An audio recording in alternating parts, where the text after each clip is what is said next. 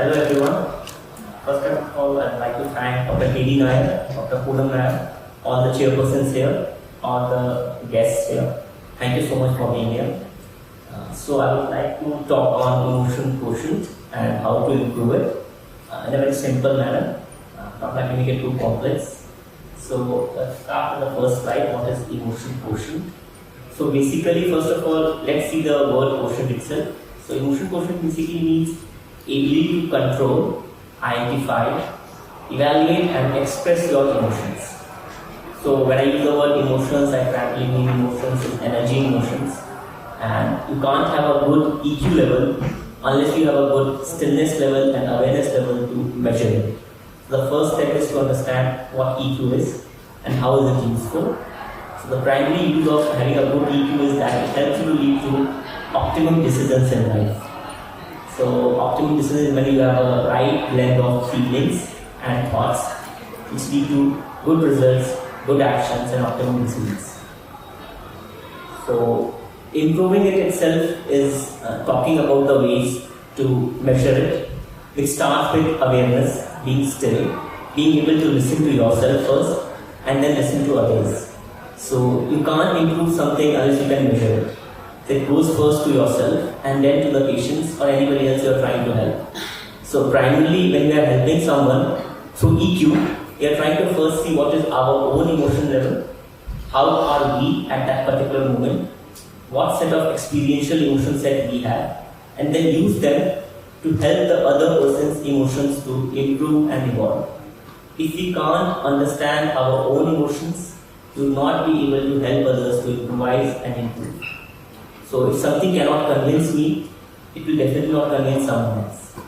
So when we are talking and dealing with others, the first step is that we have to see what is that person's state. And this state is primarily completely conveyed to us through the communication level of the person. Maybe verbal, maybe non-verbal. Mostly the people who are dealing with are conversing with us through body language. 95% is through body language primarily. The talks and everything happens much later. So we have to learn to see the breath ratio, the iris dilation, the movement of the hands, the movement of the fingers, feet, the body language, all of this combined to give us a hint how the patient is feeling and which is the method of improvising it. Get to the next slide, please.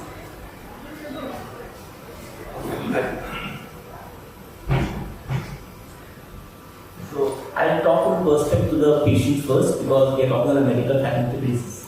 So when a patient is coming to you for any kind of treatment, it's like a disaster management scene for the patient. It's like a scene of unknown. So for the normal people who are very well revered in the medical science, they are known to the processes.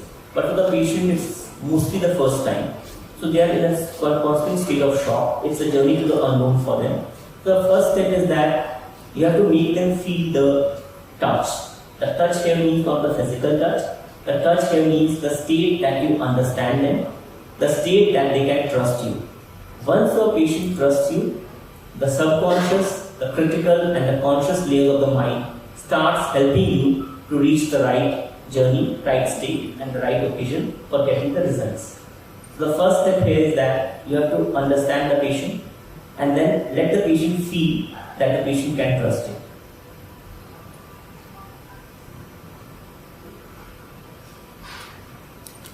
So this brings us to the point of stress management.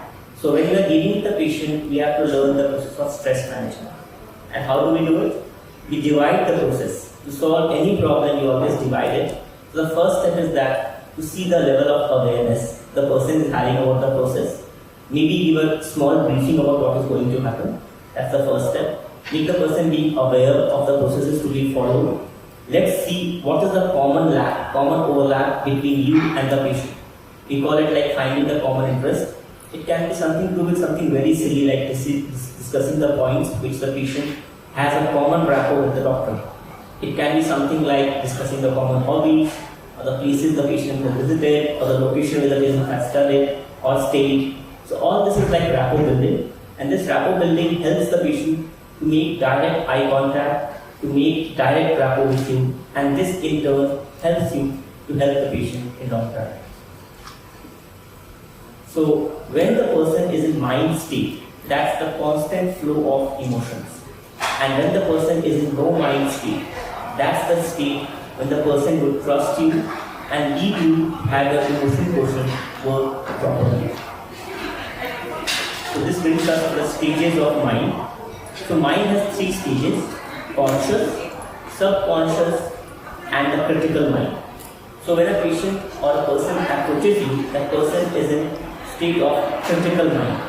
In this state, the person is constantly judging the environment, trying to be having a suspicious object toward the environment. And once a person is in subconscious state or no mind state, that's a state of full trust. So the whole journey is for the emotion quotient and the improvement to lead the person from the mind state to the no mind state. And that's where the critical and the subconscious mind helps. So all the experience of the person so far are stored in the critical mind. So for example, suppose a student has gone to give an examination and is late for the exam paper. That's the first time the person goes through a shock. So the critical mind is trained through the shock. When a person is giving the examination for the first time, it's a shock for them if the person is late. Next time, when the same person is late for the examination, there will not be that level of shock because the experience has already been there. So that's how critical mind is built layer by layer. So by going through the layer of experiences of shocks, which can be positive shocks and negative shocks, a normal human mind is formed. So that's how we learn to basically train the mind, and that's how an emotion quotient can be seeded in the patient. It may not be a one-session journey, it may take some time, but you have to understand what are the critical events a person has gone through in life and how that can be trained. So to know that, you have to understand what are the shocks a particular patient has gone through in life, and that's where the training starts. So the first feedback a patient gets is from the environment. From the environment it comes to the senses. From the senses to the conscious mind. From the conscious to the critical mind, and then it enters the subconscious mind or the subconscious realm. Once it enters the subconscious mind, it becomes an instinct. And something very silly can also become very much instinctive. For example, suppose a student or someone goes to give an interview, wears a blue shirt, and the interview goes very well. And if it starts happening a couple of times, there will be an instant occurrence in the mind that there is a trend of it working, and gradually the person will start wearing a blue shirt or a blue t-shirt whenever he or she goes for the interview. This is a very perfect example of how something very illogically connected can also create critical moments of shocks in the mind. And this can be used for imbibing conscious suggestions in the patient or the person without directly telling the person. And this is called subliminal training. So when we are working with patients, we have to use subliminal training to guide the patient to do how you would like them to behave, but not by direct suggestions, but by indirect suggestions. But to know this and to do this, you must know the shock points of the particular patient. So I come to one of the best methods of mind training, and this is about using the real media and the virtual media. So something real is what we are going through. For example, coming to a conference, it's a real experience. But watching a movie is not a real, it's a virtual experience. Human mind cannot differentiate between real and virtual. Whatever you see, act, touch, taste and sight, each of these inputs creates reality. However, your sight and sound control 70% of what you are doing. So that's why someone who goes to see a sad movie will feel sad. Though they know the movie is fake, though they know all the characters are fake, but for them it becomes truth. So you see how perceptions create reality. Like the example of share market. A small news of any elected government coming in power can make the share market fall and rise. It's just pure perception. A company's performance will not change by few minutes of the news. But that's the reality. Every perception builds a reality. When the first appearance of a doctor happens in front of a patient, that's a perception building a reality. So how you appear, your body language, your level of motivation, the way you talk, each of them make as much a difference as the actual thing. That's why the placebo effect works so well. So it's a lot about conditioning of mind. So the mind can be controlled by giving virtual inputs. You see it happening through the advertisements. Another very good example, Suppose you have seen advertisement of a particular soap brand on a television. If you have seen it a couple of times and you go to a supermarket and you see 10 brands and that one of those brands is there shown in the advertisement, the chance of buying it is 95%. So that's a very beautiful example of subliminal training through virtual input.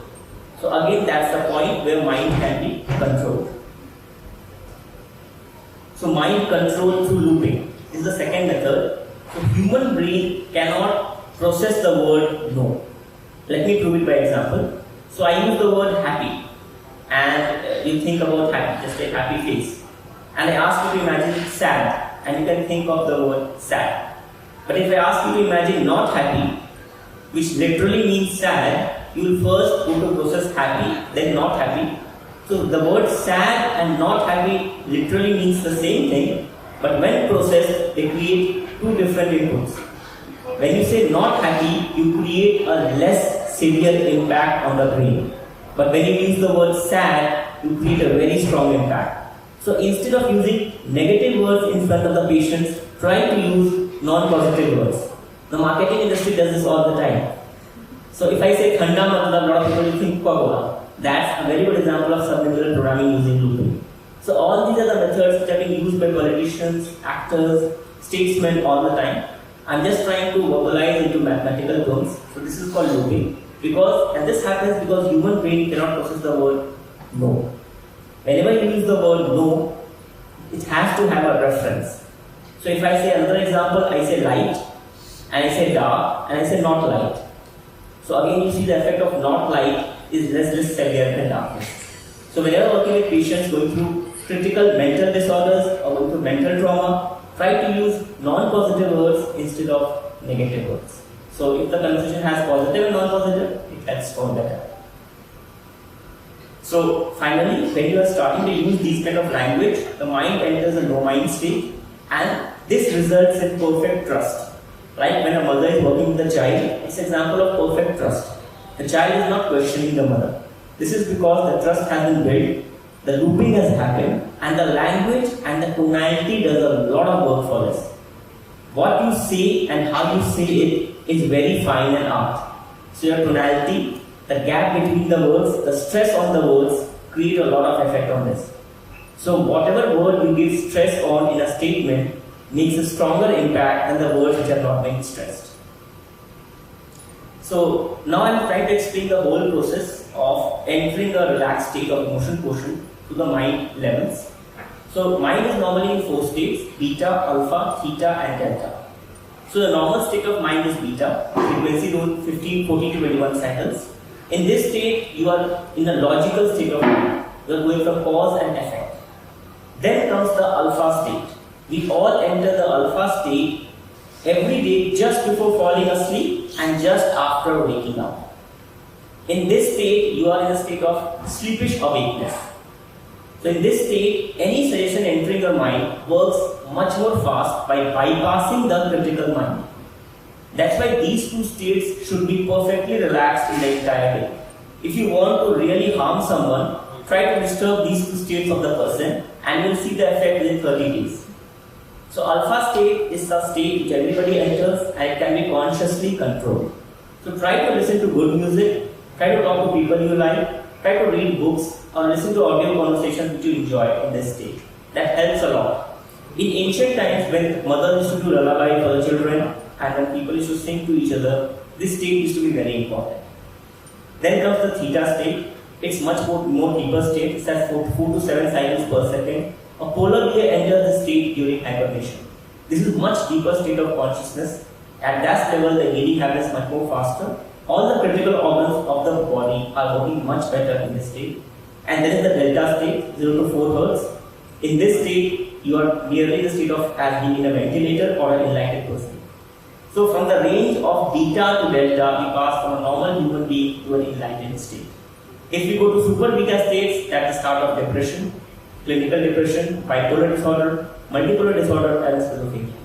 So your mind leads you from madness to enlightenment, and how you guide the mind, that's the process about.